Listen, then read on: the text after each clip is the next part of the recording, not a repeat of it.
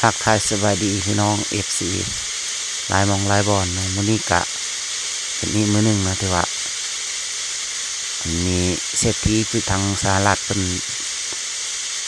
ได้โทรมาสั่งจองป่านะพวกเขาเนาะพวกเขาก็เลยมาตึกแห่ให้เบิ่งแบบสดๆเลยมื้อนี้เนาะเอาภาพบรรยากาศแบบสดๆตึกแห่ให้พี่น้องทางสหรัฐเพิ่นเนาะเพิ่นจัดงานเลี้ยงแล้วเพิ่นก็เลยโทรมาสั่งจองป่าอยู่ประมาณ100 โลนะพี่น้องเนาะมื้อนี้ทางทีมงานของเขาก็เลยมาจัดให้เพิ่นเนาะเอาแบบสดๆเลยแบบ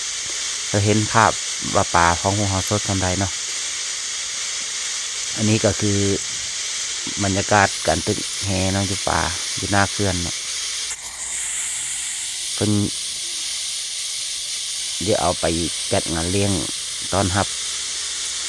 พนักงานในบริษัทเพิ่นเนาะทางทีมงานเขารับออเดอร์เฉพาะ100 โลขึ้นไปเด้อพี่น้องเด้อถ้าผู้เลยอยู่สั่งกะสั่งได้เนาะยกขอบเกตประเทศลาวหรือว่าขอบเกตต่างประเทศก็ได้ฝากเนาะปัจจุบันนี้การฝากไปต่างประเทศมันง่ายนะพี่น้องครับเพราะมีคนส่งเอาอันนี้ก็คือบ้านแรกเนาะบ้านแรกคือปลาไม่ใช่ไล่แห่งพี่น้องตึกแต่ละเทือนนี้เอาขึ้นจนไม่ได้เนาะที่นี่คือซีทื่อแหละแต่นี้เนาะรอบนี้ทีมงานเขากำลังมุดลงไปเนาะเพื่อกดกาเบิงเนาะป่าอยู่พื้นเนาะถ้ามันทื่อร้ายกับเราก็ต้องได้เอาเสือกลงไปมัดเนาะลงไปมัดตีนแห้ไว้เพราะว่าย่านมันล้นเผาสั้นเนาะเอาติดตามกันพี่น้องเขาเนาะและคนเบิ่งอยู่ต่างประเทศกะฝากก็ไลค์ก็แชร์ก็ติดตามทางช่องนำเด้อพี่น้องเด้อเนาะเพื่อเป็นกำลังใจให้ฟังเราเฮ็ดคลิปเนาะน้ำกับสิเลิกอยู่ที่ประมาณ4 เมตรหรือ5 เมตรนี่แหละพี่น้องเขาเพราะว่าแหของเรา12 ศอกหรือว่าประมาณ5-6 เมตรเนาะแหของเราเห็นแต่จอมก็ถือว่าประมาณ5-6 เมตรนี่แหละน้ำเนาะเอาติดตามรุ่นเหมือนกันพี่น้องเขาจะได้ไล่ไปเลยนะมาตึกเมื่อวันก่อนมันได้จนล้นเผาพี่น้องเขามื่อนี้สิมาทันเลยนะ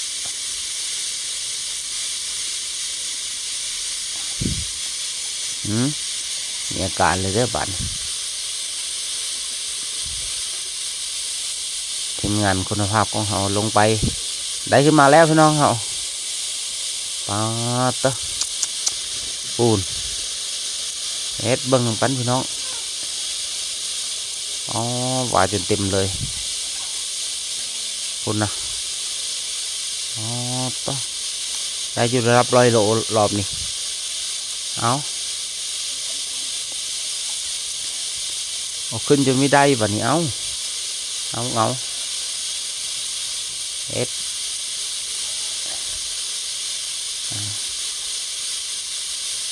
ซอยเพิ่มไม่ได้เขาก็ได้ตายคลิปปอตลายขนาดเลยปลาตัวหนึ่งนะครับ3-4-5 เซนพี่น้องเขาเนาะถ่ายแบบสดๆเห็นเลยแบบเบื้องความสดของมันเนาะ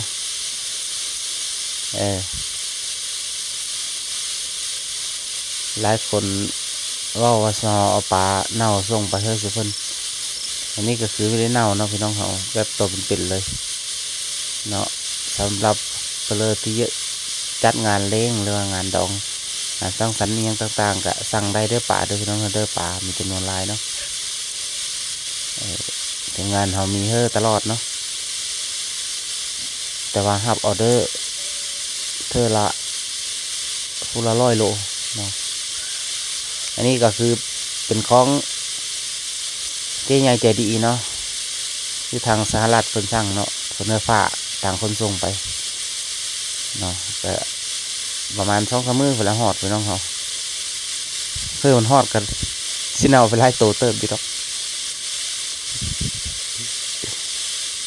เนาะ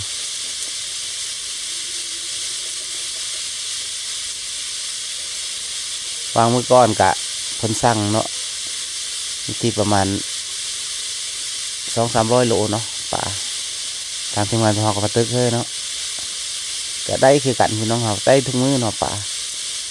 เพราะป่ามันจะขึ้นเนาะมันจะขึ้นเคลื่อนแล้วก็มันนี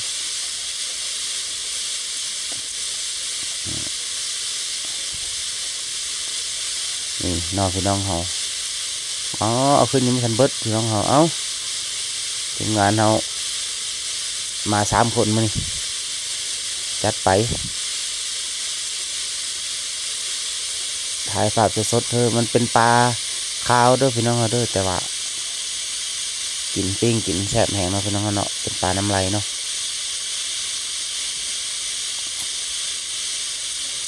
ลายแห้งโอเคเนาะพี่น้องเขาเนาะสำหรับคลิปนี้ก็ถือว่าก็สิจบเพียงเท่านี้เนาะถ้าว่าถูกอกถูกใจพี่น้องกะฝากกดไลค์กดแชร์กดติดตามทางช่อง YouTube ใหม่แน่พี่น้องเฮาขอบใจ